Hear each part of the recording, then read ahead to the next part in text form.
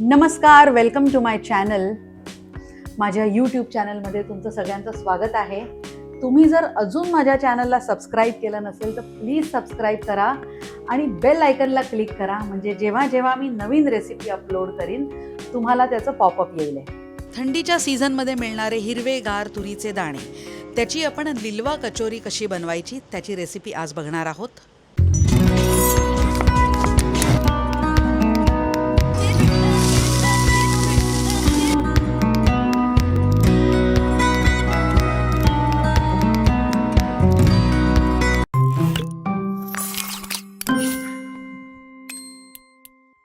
लिलवा कचोरी बनवण्यासाठी सर्वात आधी मी 1 कप मैदा घेतला आहे.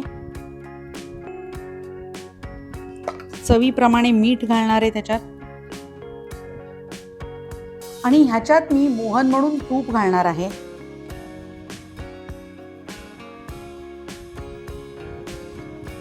मी अंदाजे 1.5 चमचा तूप घातलेला आहे. ह्याला छान मळून घ्यायचं असं व्यवस्थित.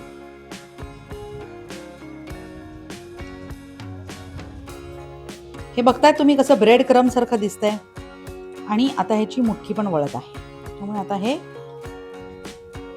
ह्याच्यात पाणी घालायचं, थोडं थोडं अगदी पीठ मळून घ्यायचं.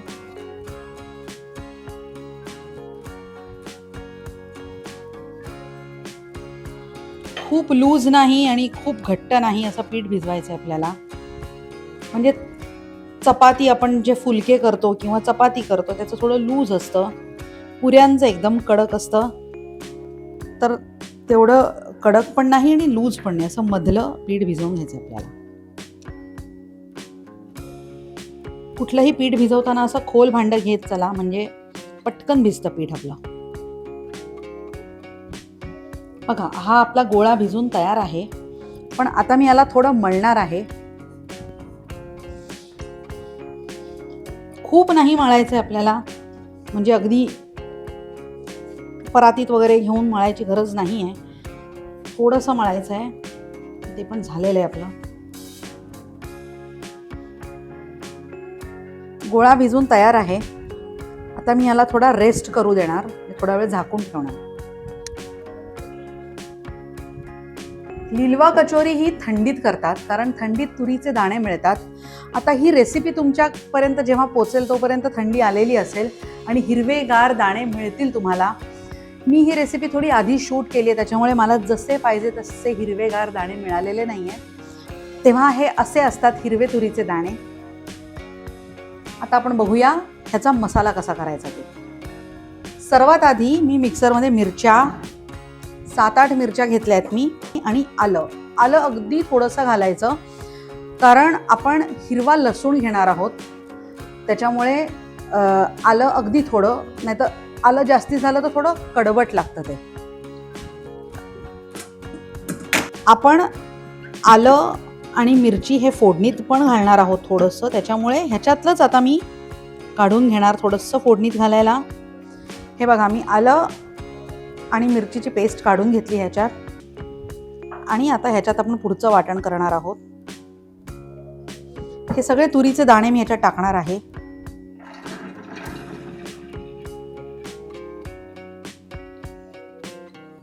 थोडीशी कोथिंबीर आणि ओला लसूण. ओल्या लसणीची पानं घालायची आणि लसूण सुद्धा. लक्षात घ्या, आपल्याला ह्याच्यात पाणी अजिबात घालायचं नाही. आता हे माझं सगळं वाटून झालं आहे. तुम्ही बघतात हे असं क्रम्बली, म्हणजे असं काय म्हणतात त्याला, मोकळं वाटून होतं ते. इन जनरल अशी कन्सिस्टन्सी पाहिजे आपल्याला. तर तुमच्याकडे चॉपर असेल तर तुम्ही चॉपरमधनं सुद्धा काढू शकता. मिक्सरमधनं काढलं तर पल्स मोडवर काढा. आता आपण याचे सगळे मसाले कसे करायचे ते बघूयात जरा. जिरं आणि बडीशोप हे दोन्ही जरासं कुटून घ्या दरदरीत. हे परफेक्ट वाटून झालेलं आहे बघा माझं. तुम्ही बघू शकता ही कन्सिस्टन्सी पाहिजे खोबऱ्याची आपल्याला. आता आपण ह्या सारणात थोडंसं बेसन घालणार आहोत, आणि त्यासाठी ते बेसन कच्चं नाही घालायचं, त्याच्यामुळे ते बेसन वेगळं भाजून घेणार आहे. हे फोडणी द्यायचं भांडं आहे खरं, आणि ह्याच्यात थोडंसं तेल घेऊन मी, तेल तापलेलं आहे.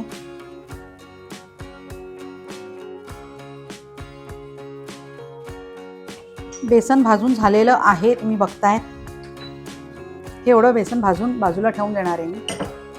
आता आपण याचा ड्राय मसाला पण भाजून घेऊया जरा. मी याच्यात तेल घालणार आहे थोडं.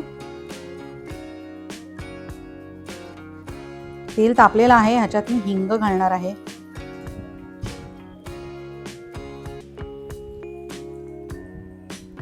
मगाशी आपण जे जिरं आणि बडीशोप भाजून घेतली ती मी घालत आहे.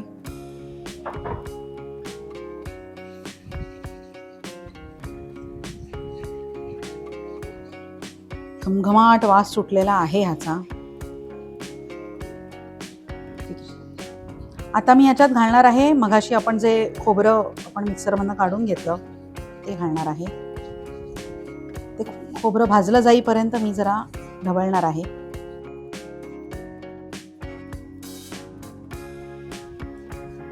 या स्टेजला मी ह्याच्यात मगाशी आपण आलं आणि मिरचीची पेस्ट ठेवली वाटून ती घालणार आहे.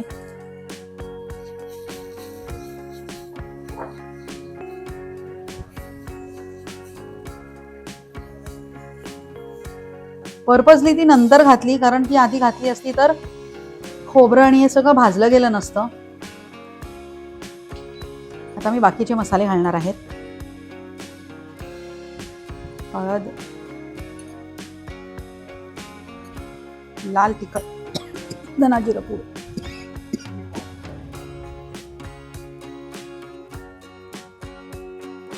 तुरीचे दाणे, कोथिंबीर आणि ओला लसूण जो वाटून ठेवलाय आपण ते आपण ह्याच्यात टाकणार आहोत.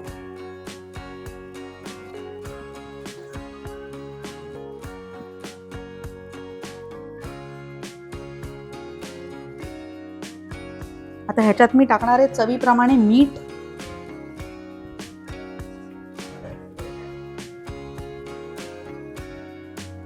याला लिलवा कचोरी का म्हणतात? कारण ही कचोरी फक्त थंडीत बनते आणि ह्या कचोरीत सगळ्या हिरव्या पदार्थांचा वापर केला जातो, म्हणजे तुरीचे दाणे, हिरवा लसूण, कोथिंबीर. त्याच्या कारणे ह्या कचोरीचं नाव लिलवा कचोरी आहे.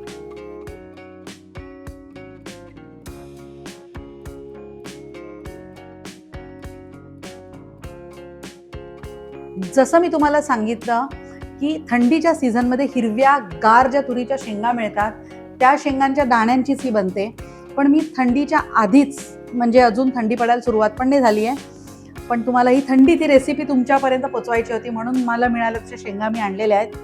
त्याच्यामुळे त्या एकदम हिरव्या गार नाही आहेत, त्याच्यामुळे मी त्या थोड्या ड्राय आहेत. तर मी त्याला एक पाण्याचा हापका मारत आहे. एक जरासं पाणी शिंपडलं, त्याला पाण्याचा हापका म्हणतात मराठीत. थोडी शिजायला हवी आहे ती, कारण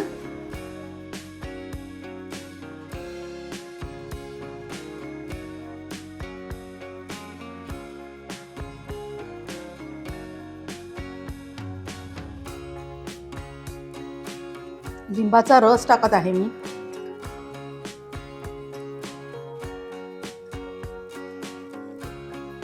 ही खरी ना परफेक्ट आंबट, थोडीशी गोड, अशा सगळ्या आणि तिखट, ह्या सगळ्या टेस्ट मिक्स पाहिजे सारणात, तर ती कचोरी खायला मजा येते. मी याच्यात चवीप्रमाणे खांडसरी घालत आहे.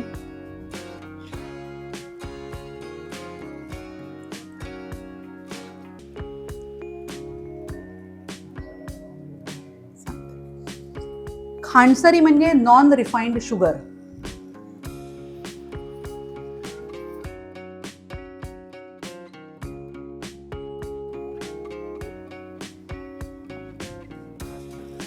वा वा वा वा, काय मस्त वास येतोय मला, खूपच मस्त.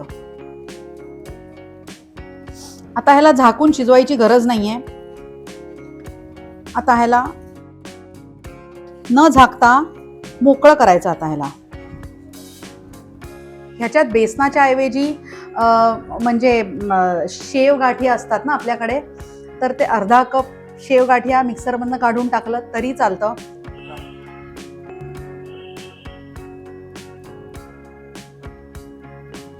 सारण झालेलं आहे, कम्प्लीट शिजलेलं आहे आपलं सारण.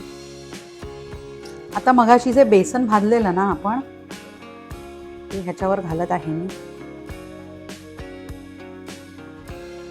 आता परत मगाच्या छोट्याशा कढईत तेल घालणार आहे, थोडंसं तीळ घालणार.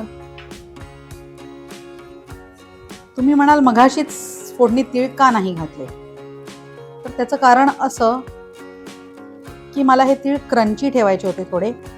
आणि आता ह्या तिळांबरोबर ना मी दाण्याचं कूट घालणार आहे थोडंसं. मी एकदम मंद गॅस ठेवलाय कारण इंडक्शनवर पटकन होतं.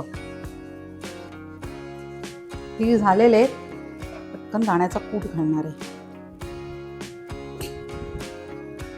2 चमचे दाण्याचा कूट घातलाय आणि बस. मी ह्याच्यात टोटल 3 चमचे दाण्याचा कूट घातला, नंतर 1 चमचा अजून घातला मी. आणि हे आता ह्याच्यात ॲड करणार आहोत आपण. आता मी हे सगळं सारण मिक्स करून घेणार हाताने हळूहळू.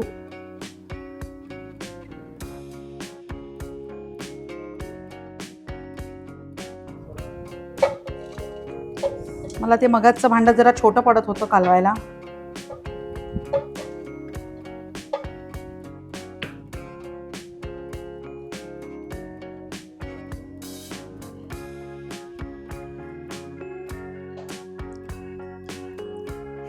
तुकडे करून घेतलेले काजू आहेत ते टाकलेत. आता हे बेदाणे घालत आहे. लक्षात घ्या, आपण महाराष्ट्रीयन स्टाईलचा पदार्थ नाही करत आहोत, पण गुजराती स्टाईलचा पदार्थ करत आहोत. त्याच्यामुळे त्याला तशी चव असणं अत्यंत गरजेचं आहे. आणि भरपूर कोथिंबीर चिरलेली आहे ही. हे पुन्हा मिक्स करून घेणार आहे मी. वा वा वा, जबरदस्त झालेलं आहे. सारणच जबरदस्त झालेलं आहे. लक्षात ठेवा की ह्या कचोरीची मजा ना सारणात आहे. ते सारण जर असंच्या असं बरोबर करेक्ट झालं ना, तर तुमची कचोरी लाजवाब होते एकदम. तर मी ह्याचे साधारण असे गोळे करून घेणार आहे. तुम्हाला जेवढी मोठी कचोरी पाहिजे तेवढा लाडू असा वळून घ्यायचा.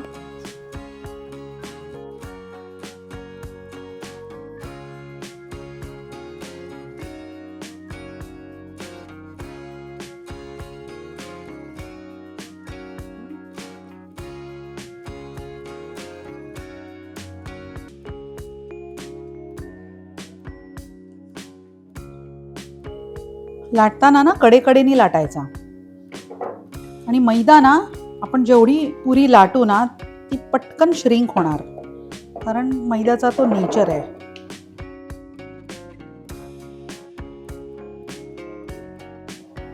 खूप मोठी पुरी नाही आणि खूप छोटी पण पुरी नाही लाटायची आपल्याला.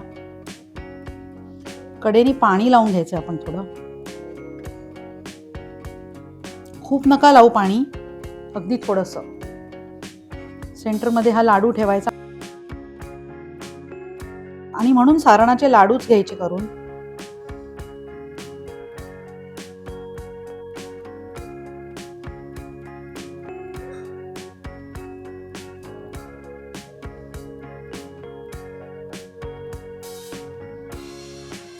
साधारण अशा कचोऱ्या करून घ्यायच्या ह्याच्या.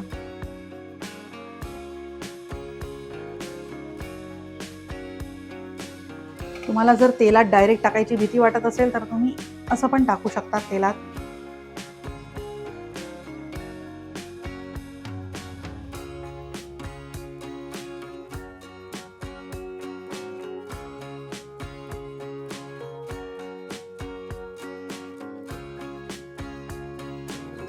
ही कचोरी खाताना ना हिरवी चटणी बनवू शकतात तुम्ही.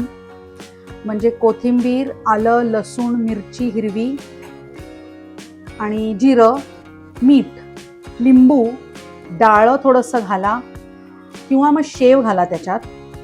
आणि चवीपुरती खांडसरी किंवा साखर आणि तशी चटणी घेऊ शकतात.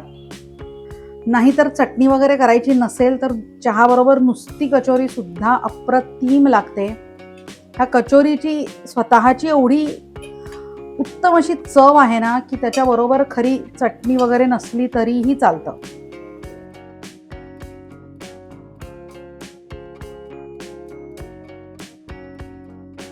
तयार आहे गुजराती स्पेशल लिलवा कचोरी. ह्या कचोरीची रेसिपी तुम्ही नक्की करून बघा आणि थंडीत करा आवर्जून, जेव्हा तुम्हाला हिरव्या गार तुरीच्या शेंगा मिळतील. आणि ज्या ज्या बारीक टिप्स सांगितल्या आहेत मी व्हिडिओमध्ये त्या नक्की फॉलो करा. तुमची रेसिपी 100% चांगली होणार. नक्की रेसिपी करून बघा आणि मला कॉमेंट्स करा. माझ्या चॅनलला लाईक, सबस्क्राईब, शेअर करायला विसरू नका. मी जेव्हा बघते ॲनालिसिसमध्ये जाऊन तेव्हा मला खूप वाईट वाटतं की 98% लोक आमचा व्हिडिओ बघतात पण चॅनलला सबस्क्राईब नाही करत. सबस्क्राईब करा. तुमचं काही जात नाही त्यांनी, पण आम्हाला अजून उत्स्फूर्तता मिळते. थँक्यू.